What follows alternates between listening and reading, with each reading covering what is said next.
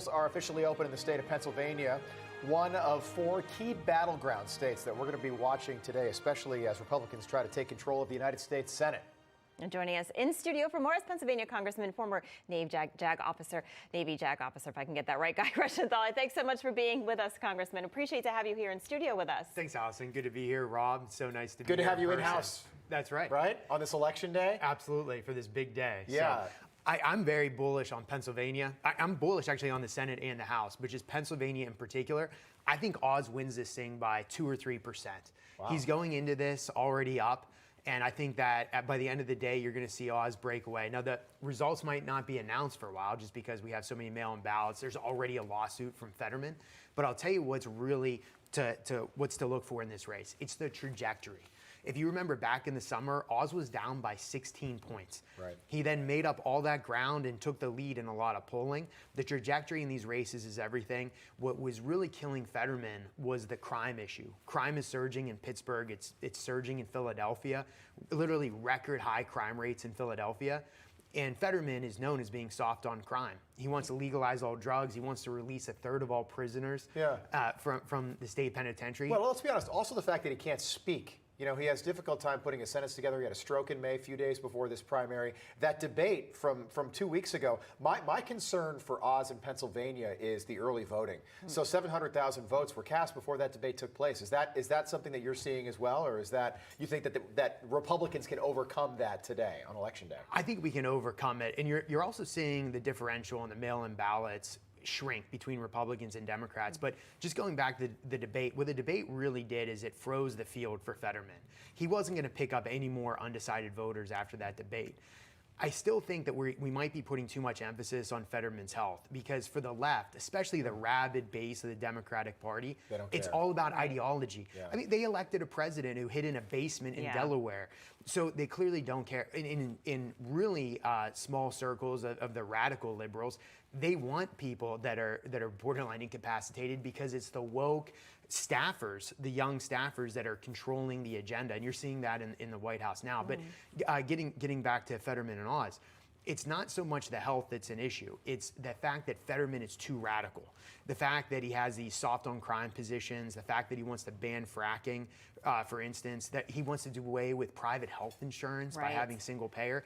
That way too radical for a swing state of Pennsylvania. I think that's why Oz ultimately wins this. Yeah, let's bring in our panel, former New York woman, Congresswoman and Independent Women's Forum, Nan Hayworth, and former Trump campaign aide Rick Gates. Thanks for joining us. Nan, I'll start with you. So yeah, I mean, as the Congressman mentioned, all eyes are on Pennsylvania, and he did say that we may not have results tonight, hopefully in the next few days, maybe a few weeks. What are you watching for in Pennsylvania right now? Do you think that Oz wins? I agree with Congressman Reschenthaler, who knows his state very well. And we should bear in mind, Wawa markets in Bucks County have had to limit their hours. They're now closed from 12 to 5 when they used to be open 24/7 because of the risk of crime. They've closed these stores in central Philadelphia. I want to see what Bucks County voters do because that's a swing area. And certainly, that's a population that the Democrats have heavily counted on to win places like Pennsylvania. Let's see what they do tonight. I think that's going to be a very interesting part of the state to watch. Rick, just a quick thought on Pennsylvania before we move on to some of these other races. But you call it a November surprise. Call it whatever you want. Joe Biden a day ago said no more coal. And Pennsylvania, Guy knows this well. He insists that we call him Guy, by the way. Right. The Congressman knows this well. Pennsylvania, the 3rd biggest coal-producing state in the entire country. If I'm going to vote today and I was on the fence, that's enough to push me over to the other side right there. Yeah, absolutely. Remember during the debate, Fetterman's stumble on fracking as well. Those are 2 big industries for Pennsylvania. That state's going to come down to rural voters. That's how we won it for Donald Trump in 2016. That's how Dr. Oz can win it. You get the rural voters out, Republican voters. They're going to take over any type of absentee mail-in ballot numbers that the Democrats gain. But to Guy's point, it is going to take probably a few days before we get an ultimate outcome. But if we can get that rural voter turnout, then I think you could see an earlier win than people expect. Congressman, I know obviously all eyes are on Pennsylvania for you, but what other races are you watching for? And do you think that Republicans will take the House and Senate? I think we will take both the House and the Senate. And what I'm really looking at in terms of a bellwether is Virginia. The polls close there at 7 o'clock, so we should have an idea what's going on. But the races to keep an eye on there, Virginia 2, which is Virginia Beach.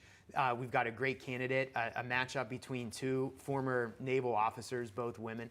So in the event that you see Kagan's a Republican winning that's going to look like we'll probably be in the 220s. Then take a look at the Abigail Spanberger seat, which is Virginia 7, I believe. Spanberger is one of these Democrats who says she's a moderate, campaigns as a moderate, then goes in and votes 100% of the time for Nancy Pelosi, with Nancy Pelosi.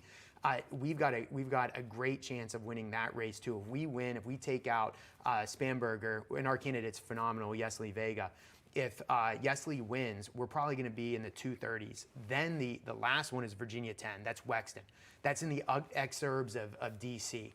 If Wexton goes down, we could be looking at a huge wave. At that point, the 240s 20 plus is possible. 30 plus? Yes. How bullish are you? So I think that we'll be, in a mediocre night, we'll be around low 230s. If we have the red wave that I think is coming, I think we'll be in the mid 240s. Wow. And just to put that in perspective, that'll be the biggest majority Republicans have had in almost 100 years. And there's historical stats to back this up. If you look at it historically, the president on average loses 27 seats from his party in the first midterm election. If the president is underwater, meaning his approval rating is less than 50%, which Biden is. I mean, it's high 30s, low 40s, depending on the day. At best, low 40s. At best, best. Then you go to 37 seat losses on average.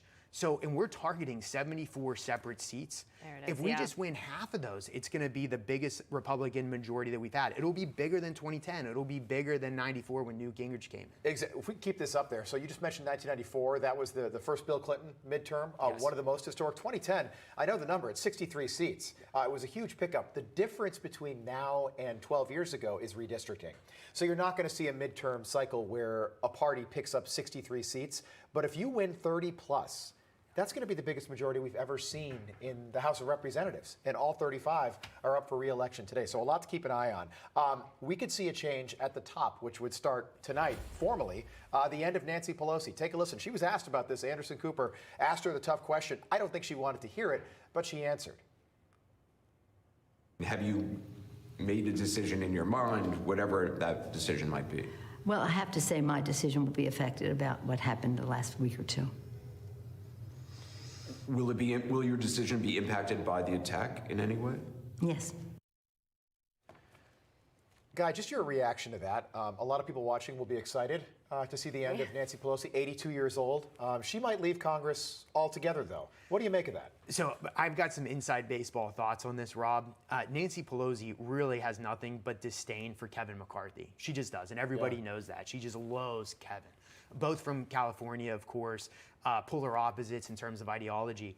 It would crush Nancy Pelosi if she had to hand that gavel over to Kevin McCarthy on January 3rd. That's why I think, and it's just my prediction, that she leaves during this period between the election and January 3rd, hands over the gavel symbolically to Steny Hoyer, and then you see the Democrats just have massive infighting between is it going to be Hoyer, is it going to be Hakeem Jeffries taking the minority leadership position? It's going to be fun to sit back and watch that from the side. But again, I think it would crush Pelosi emotionally to hand over that gavel. She's not going to give McCarthy the satisfaction. She's gone before January 3rd. Good point. Yeah, you mentioned Virginia Beach. I saw Kevin McCarthy was with Glenn Youngkin and actually Newt Gingrich for Jen Kiggins last night. So a big rally for that. So yeah, Virginia, a very important race. Nan, I want to move to New York. It's your state. This is also a very close race. We've got Lee Zeldin and Kathy Hochul. And, months ago, Kathy Hochul was ahead. But look, very, very different take now. Obviously, crime, a big issue. Where do you see this going? I agree with Congresswoman Tenney. I see this going in Lee Zeldin's direction. He has had movement from Democrat constituencies openly going to Lee Zeldin. Most recently, a PAC associated with Mayor Eric Adams of New York City actually gave $10,000 yesterday to the Zeldin campaign. Hasidic voters, this is a major Orthodox Jewish voting bloc in New York City and the Hudson Valley, have pledged their votes to Lee Zeldin, and they have turned out for him. You have seen the lines, early voting. So even if Democrats think they're banking early votes in New York, there are tons of Democrats in New York who are sick of the attitude of Kathy Hochul, the carelessness about crime. She can deny it, but it's there. And I think it's going to be a big day for Republicans throughout New York State. Wouldn't that be unbelievable? Governor Pataki was first elected back in 1994, the last Republican elected in the state of New York at the governor level. Rick, I want to go through a couple races, so bear with me. Colorado, we've heard a lot about this. Joe O'Dea, could he beat Michael Bennet? Joe O'Dea, Republican Senate nominee. Does he have a chance against Democrat Michael Bennet today? He does, absolutely, 100%. That's going to be a great one to watch. That could be the upset of the election cycle. Okay. Wisconsin, is Ron Johnson safe, sitting Republican senator against Mandela Barnes? He is. It's going to be close, but the power of his incumbency and the grassroots network he has is very strong in Wisconsin. He's going to pull across the finish line. Okay, Jeff Deal down by almost 20 points against Maura Healey, governor's race, Massachusetts. The poll, the Boston Globe. So throw the poll out. Yeah. Can Jeff Deal win this? No, I think Jeff has just not been able to get to the voters in terms of the messaging. I think that's just too much to overcome, obviously, with the voters out there. Looking at the early vote numbers, looking at what we could expect today in terms of turnout, it's probably not going to be able to pull it out. All right, final race. Republican Senate candidate Tiffany Smiley, way out, Washington State. Can she beat longtime Democrat Patty Murray in the Senate race there? Absolutely. And this is not so much about the issues. The issues are important, but she has run a fantastic campaign. And if there's any campaign you could look at modeling moving forward, she's done a great job of being able to get to the voters where an incumbent has sat there since 1993, and she has a great chance of pulling it out. The congressman agrees. You're batting 1,000 right there. Yeah, he nodded his head on every single one. Every one of those predictions. Any biggest surprise today? Guy, we have about 15 seconds. The biggest surprise, look for the congressional seat in downtown Pittsburgh. People think this is a deep blue district. It's really not. It's a D8. We've got a great candidate, Mike Doyle, the Republican, running against an atrocious candidate, Summer Lee, far too liberal, far too progressive for Pittsburgh, Pennsylvania. I think Doyle might, if we have a great night, Doyle might pull it off. I like that. Circle that. Remember, you can watch all the returns pour in right here on Newsmax. We'll be up throughout the night, and then we'll be right back here with Guy tomorrow morning, 6:30 a.m. I'm just kidding, Guy. Great having you in this morning. Good to be here. You didn't know that? Good luck today, by the way. Thank you. I appreciate it. Having you back. Thank you. Rick, Nan, it's been fun. We'll do it again very soon. No crooked establishment. None of that twisting the truth. No talking down to me. Don't tell me how to think. Don't tell me how to think. Don't tell me how to think. I trust Newsmax. Newsmax. They don't tell me how to think. They let me decide. Newsmax. Real news For real people.